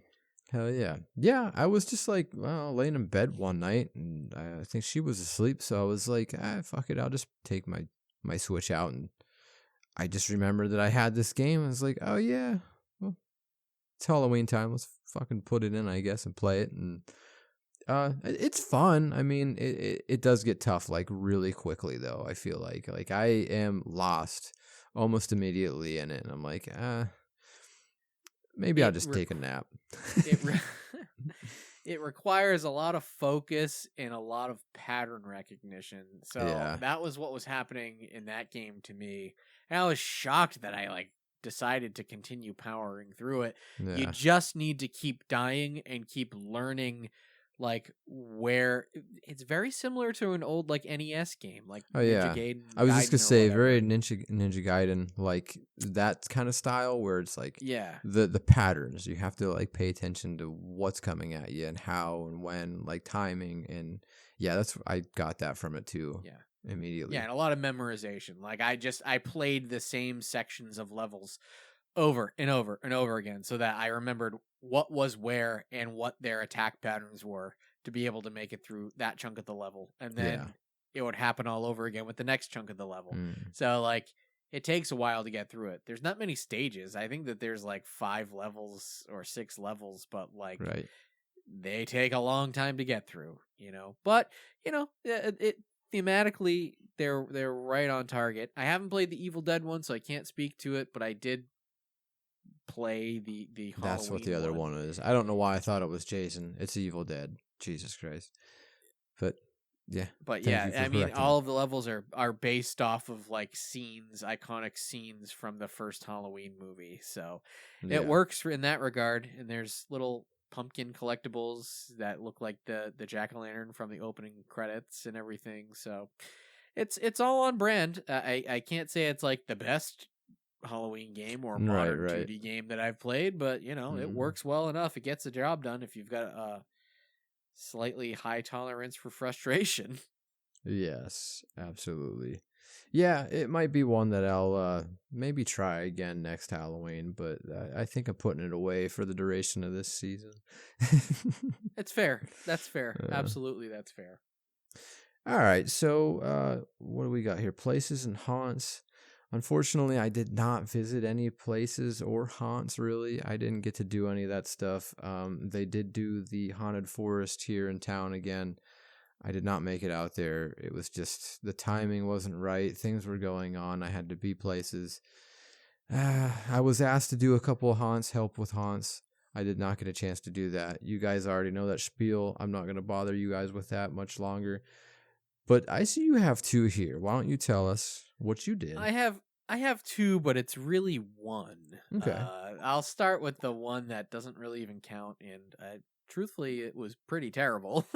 If anybody around here is from the Central Mass or just Massachusetts area at all, you know what Wachusett Mountain is, and you know that Wachusett Mountain in their off season tends to have events. They do Oktoberfests, and the last couple of weekends they have been doing something called Apple Fest. So they'll get food trucks, they'll get vendors, musicians, whatever up, and just kind of like a mini fair almost.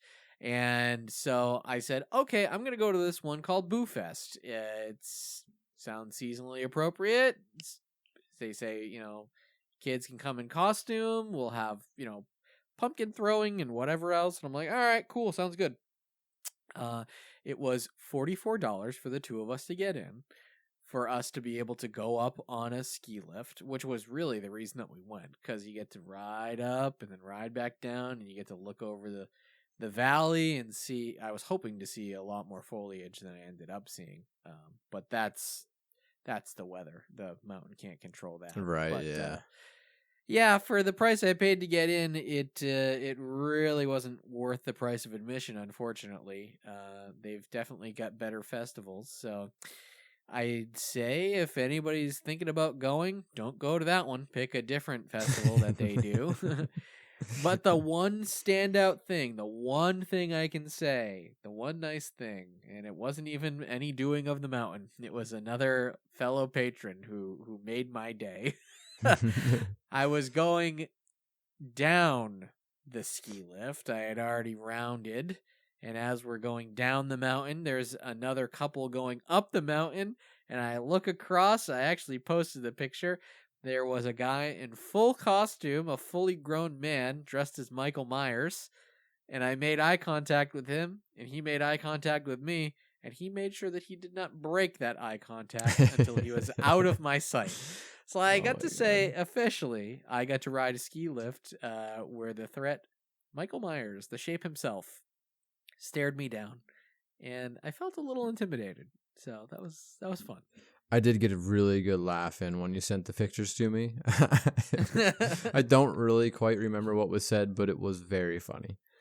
I think all I wrote at least on social media, was, oh, fuck. Oh, shit. That was my caption for it. But yeah, that was the only real redeeming thing that happened that day. But I will talk about the one real haunt that I did this year. Much like you, I don't know. There was just something about me going at my own pace and me having gone to, a fair amount of haunted attractions over the past couple of years that I didn't feel any urgency to like do what our friend Dan does and go like every weekend to multiple locations. Like I feel like he's doing that for me. I get to read his reviews all the time over on Danarchy and be like, I was there. You saved me admission price because you've done this for me. But what I did get to go out and check out, I found out only a half hour from my house, which was fantastic. This place called Haunted Gallows down in Rhode Island. And I'll take this opportunity to quickly mention a movie I forgot I had watched called Spooktacular, which was a documentary all about the heyday of local haunted amusement park, Spooky World. America's horror theme park is what the pennant says. So that was a place that when I was a kid, when it was like in its heyday, I was much too young to actually go. So this documentary comes out and it kind of fills in all the blanks for me. So I really got to experience what Spooky World was like as like a small single person family sort of owned haunt that really exploded, back in the day in the early 90s. And popping back over to my places and haunts visited, Haunted Gallows to me down in Rhode Island, after watching the Spooktacular documentary, it kind of felt like early Spooky World. Nice. At least what I imagine people were experiencing at Spooky World in the early days. There were only 2 trails to go through. And one of them I definitely did like better than the other. But all right. So I pulled it up, so I'm speaking intelligently here. So there were 2 trails. One that I actually really liked called Bathsheba's Woods, and then the other, which I liked the concept, but it didn't quite land for me, called Dark Fair 2. So Bathsheba's Woods was interesting because that was like a very classic haunted trail. You did everything. You went through, the spooky old haunted house, and the coolest gag in that one was you get to a room that's a kitchen and you don't know where to go because it's just a dead end. And they actually make you walk through a fridge, open up a fridge, and once you do, there's your tunnel to get out of the room. That blew my mind. That was like awesome. So cool. And then later on in this particular trail, a lot of cool things happening. The other standout moment for me was they actually had you going down the side of a hill, like a very rocky, not paved hill, and they built a fake mine around you. And so as you're walking down the hill, you're walking through a mine, and it's getting narrower and shallower as you go down this hill. So it really does feel like you're walking into a mine, which was really cool. And I mean, this was all done very clearly on a pretty low budget. So the things that they were doing, it all felt hand-built. It all felt handmade. It didn't feel like it was coming off of, the press of some Halloween factory somewhere. These people were there. They built it. They were doing it. And it was still professional for the most part, which was really cool.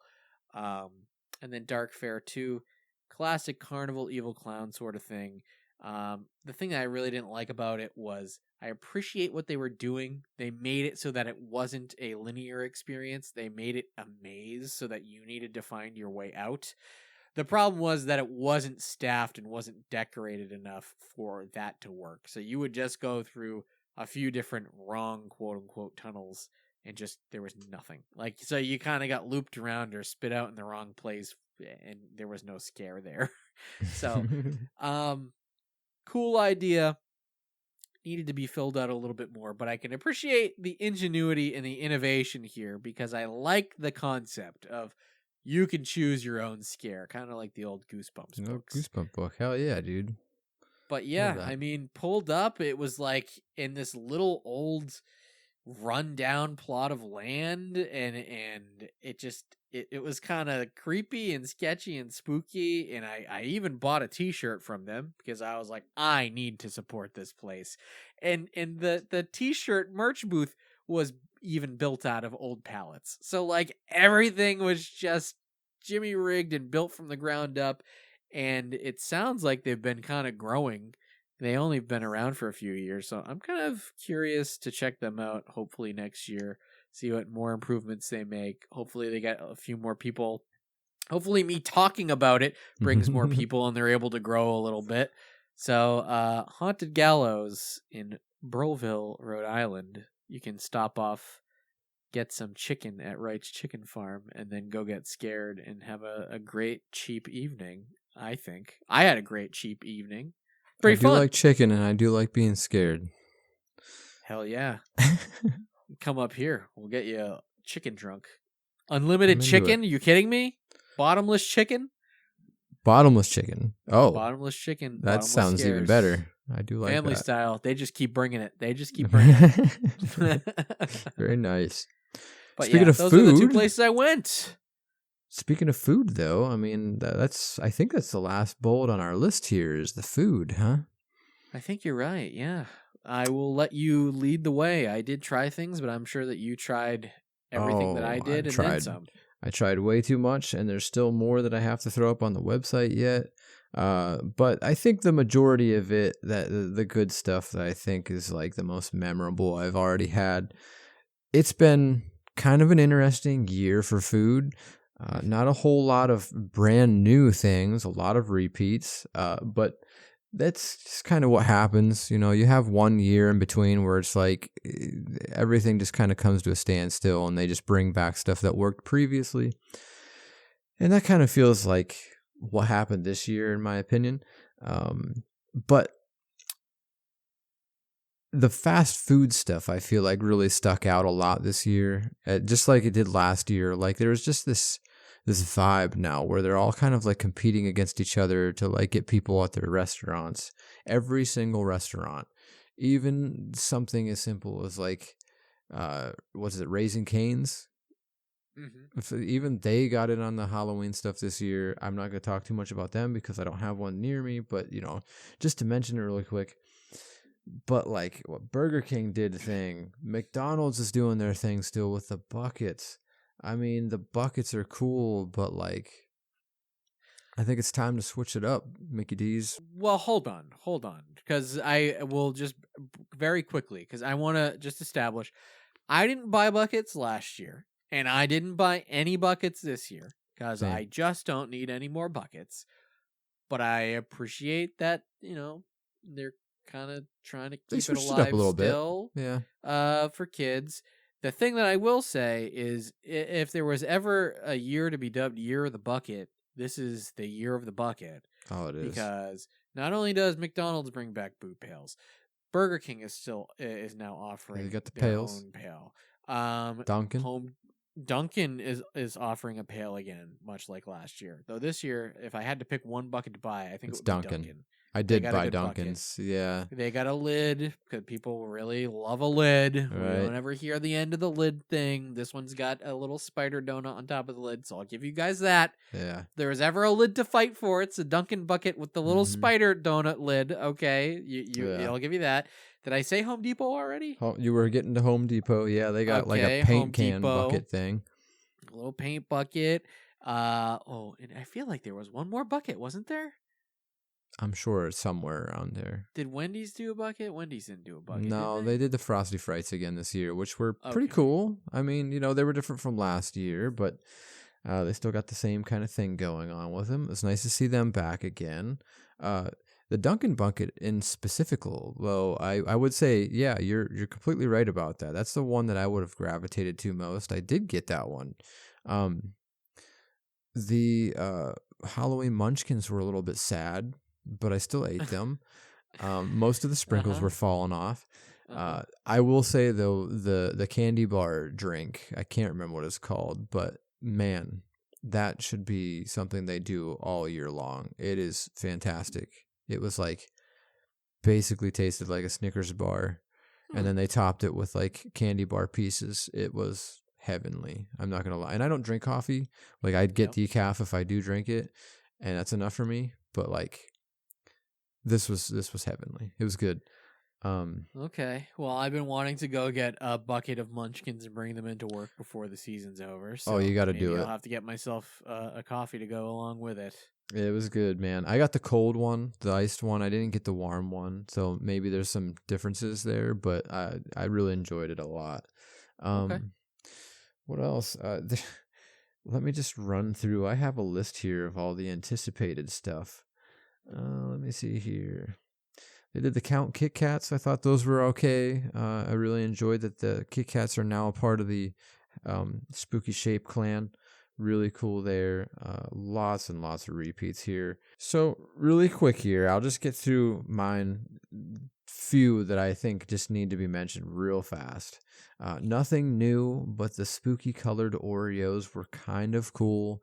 I really liked that they did the Halloween green ones and the orange, and the spooky. Yeah, those were really neat. Yeah. I thought that was a nice little touch. It was different. Lots of Stranger Things stuff out there this year. We had the Gatorade throwback, like not necessarily Halloween-y, but like it's here for the season and we know what they're doing. So that was cool. There was two really fun ones that one I did purchase and the other one I just left, but the Dunkaboos and the Boogles instead of Bugles.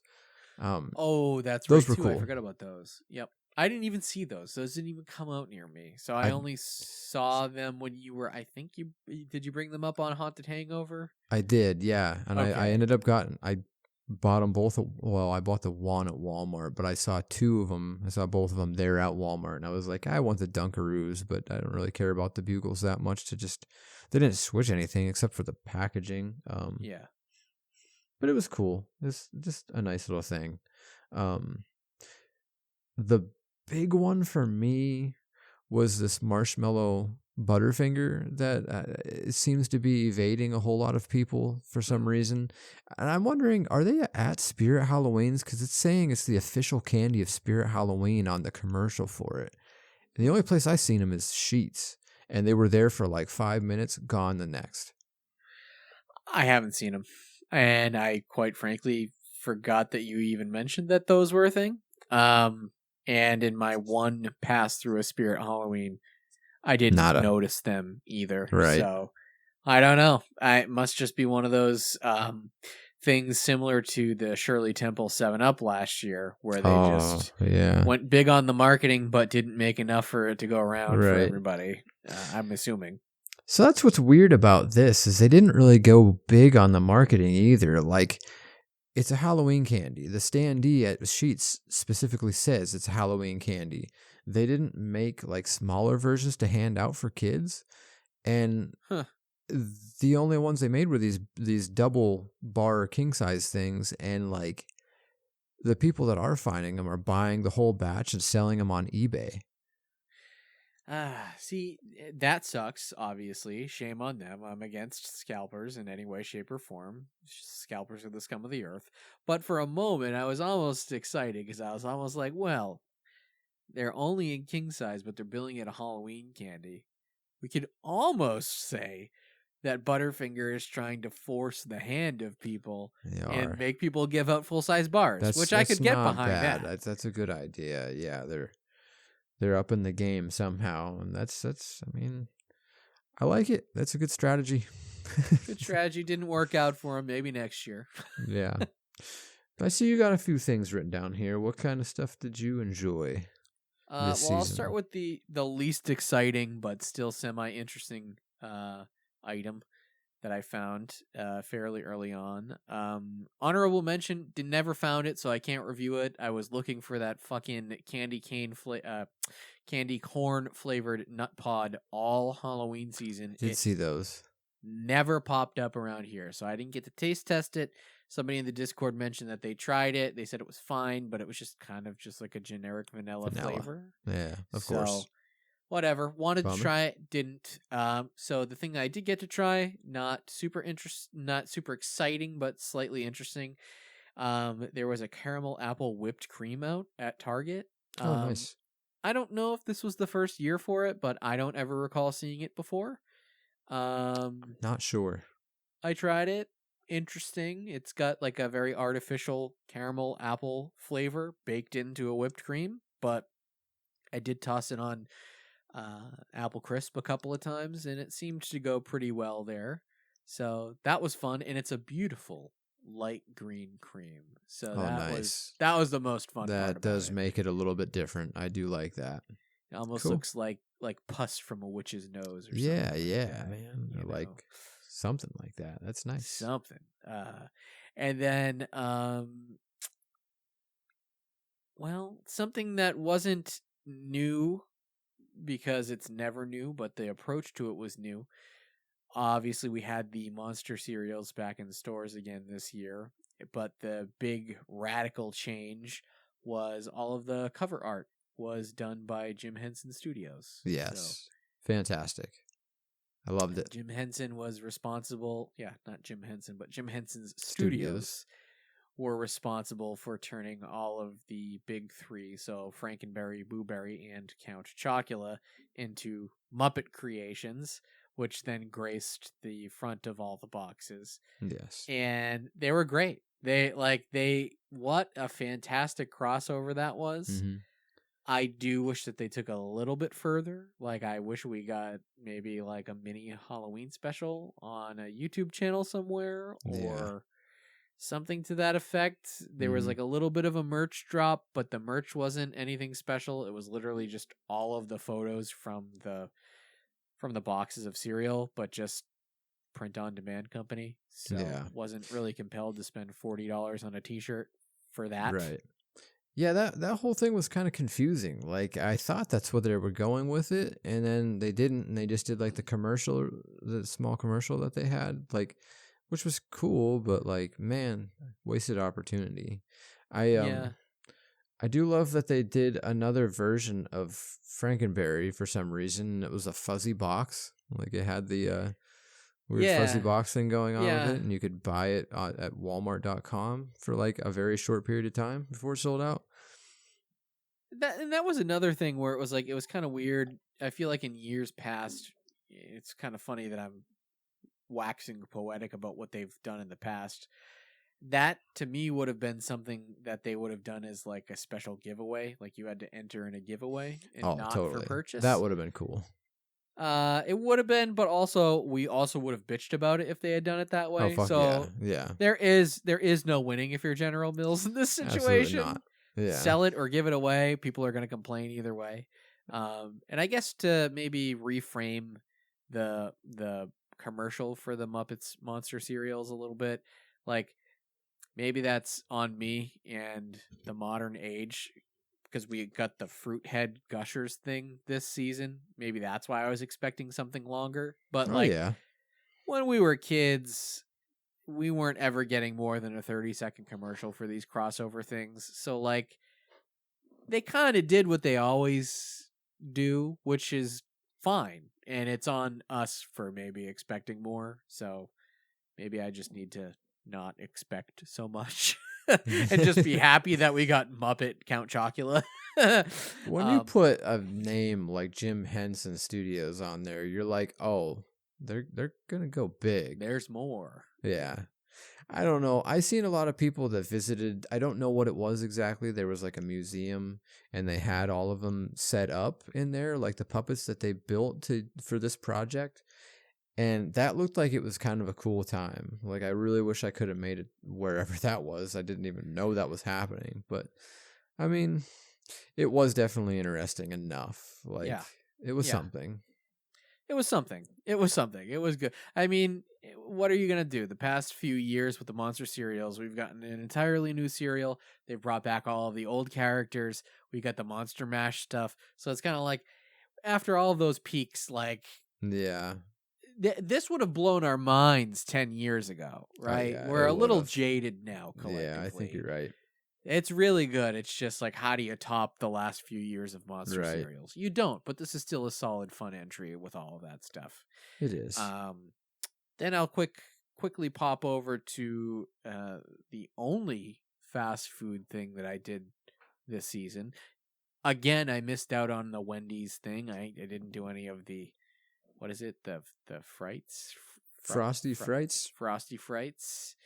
Didn't do those, but I did make sure to get over to the reigning champ of Halloween meals, and that is Burger King. I tried their monster menu this year. It was overall solid. It wasn't like... I see a lot of complaints from people this year about Burger King specifically because we got the orange bun, but there was no special flavor to the Halloween Whopper. I didn't hate that. I mean, I only do Burger King once a year anyways because maybe a little TMI, but it smells the same going in as it does coming out.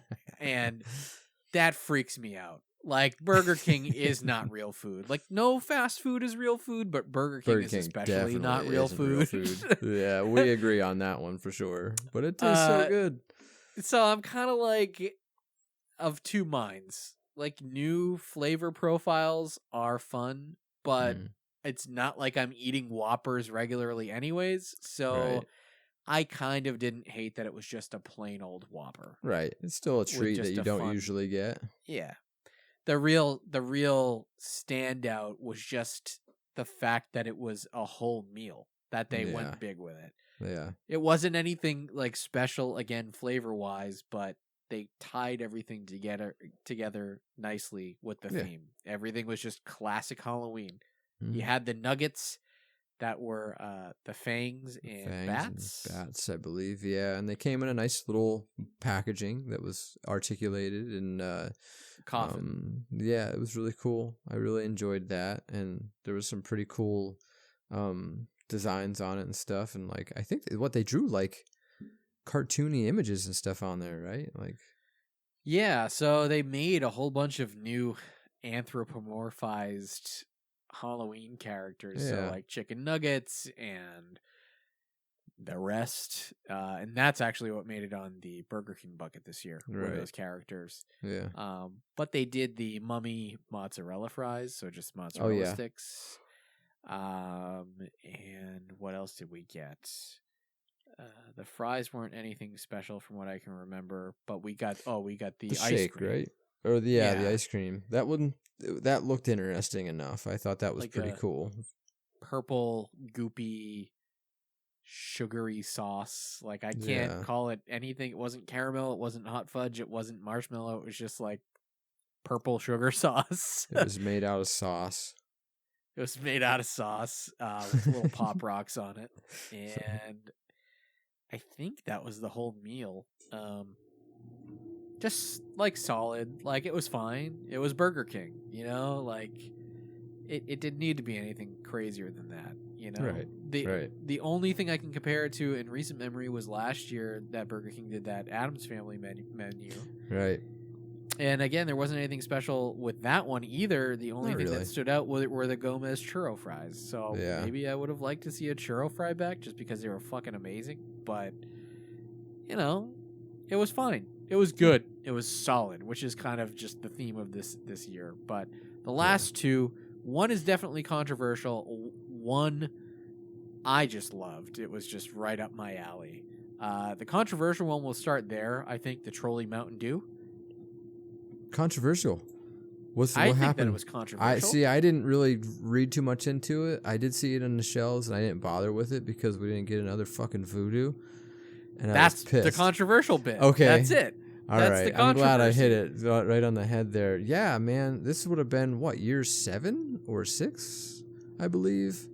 And what happened? I mean, here's my theory. Because I did get the Trolley Mountain Dew, and I really liked the Trolley Mountain Dew. It's good? I thought I didn't get it. Very good. Like, it was very spot on Trolley gummy worms. Nice. It tasted just like that. Okay. My thinking is that, well, it's probably twofold, right? Trolley probably saw what happened with, what was last year? Was last year Airheads or the couple of years ago? I think last year was like, last year might have been Airheads. But they did Airheads. They did 2 branded candies that obviously didn't get any exposure because they told what the flavor was like the day of Halloween. So I think what happened, it was one of a couple different things. I think that they either A, saw the Airheads thing, the Airheads debacle, and they were like, we'll give you the license for Trolli, but we're not doing the Airheads thing. Yeah. Like, you need to tell people right away that it's Trolli. Yeah, That's right. scenario number 1. Scenario number 2 was that they were going to do a voodoo this year, but they got the flavor of Trolli so spot on that they thought people would have guessed it right away because there is no recourse. Right, like, that's true. On some of those years with voodoo, they'd come out and say that it was something, and we'd be like, right. that doesn't really... I don't really think it was that. Like, right. To me, this Trolli was so unmistakable. It's almost like somebody in the flavor lab was so good at it this year that they had to give up the whole right. voodoo thing because they're like, you did too good of a job, Terry.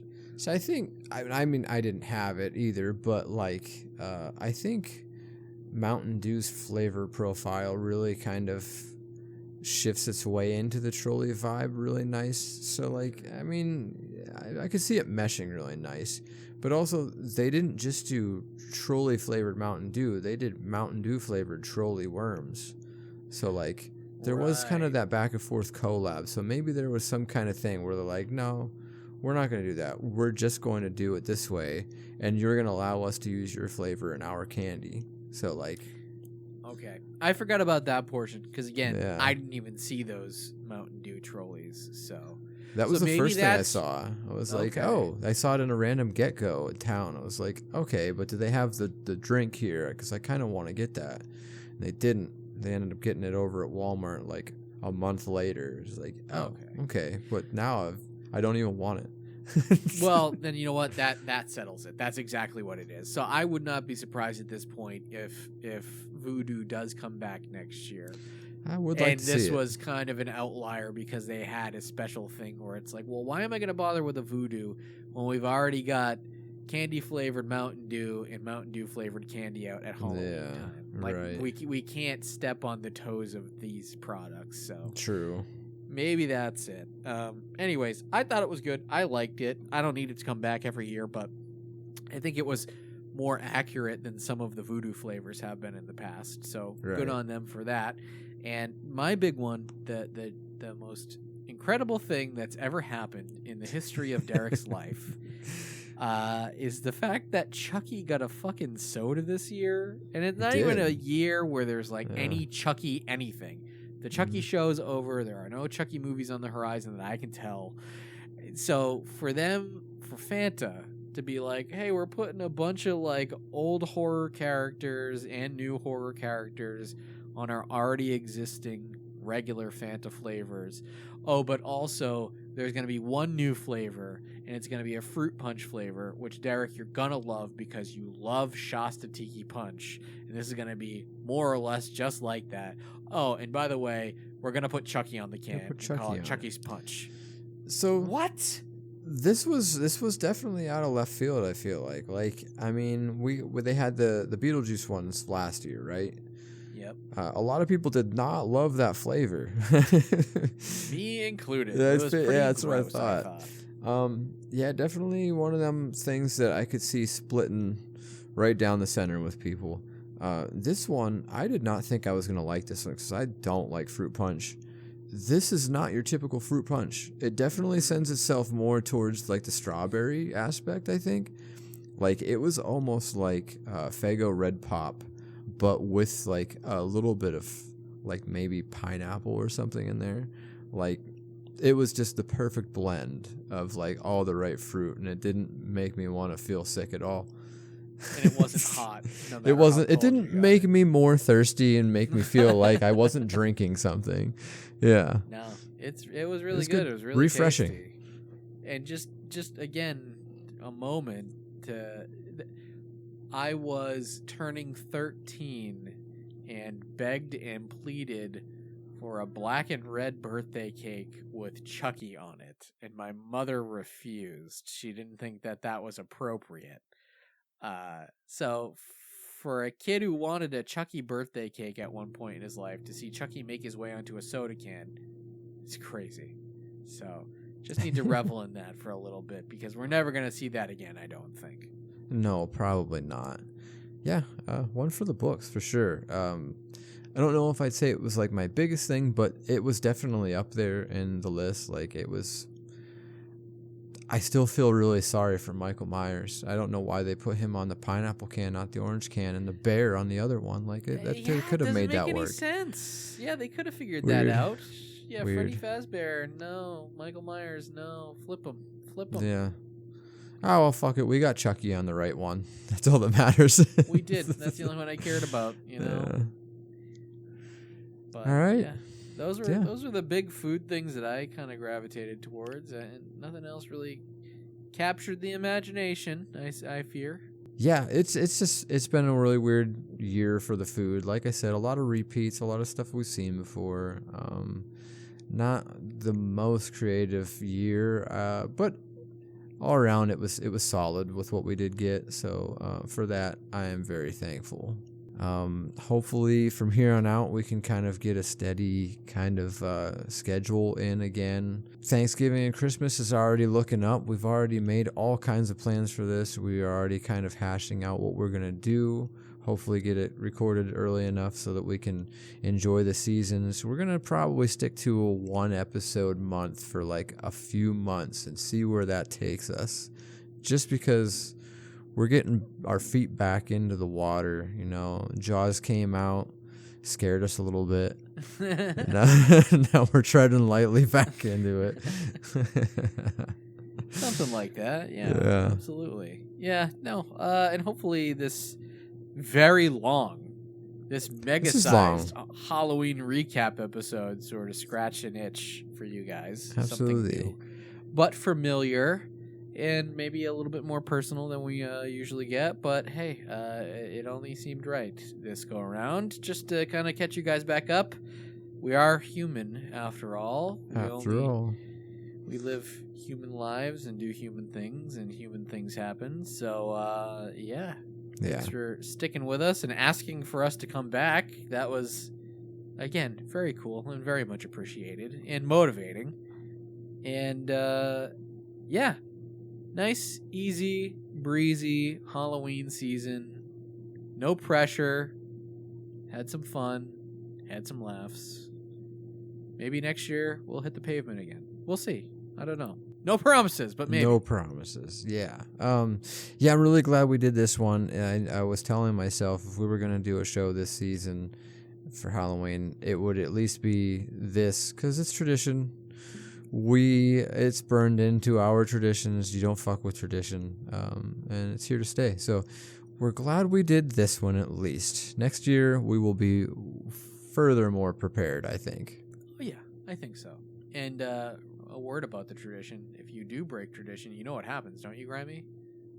Is that the one where your mom's back breaks or something? No. That's something else entirely. You know, Sam, little Sam from Trick or Treat. Yeah, he kind of pops up and he makes your life not much of a life anymore. So I don't want him coming for me. Very poetic.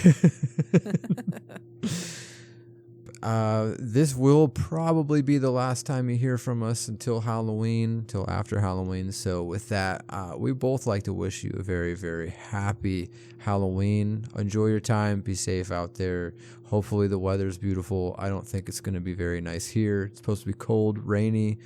But I did spend way too much money on candy, so I'm going to be fucking hucking that candy out to little kids all night until the very end. So that's me. That's my spiel.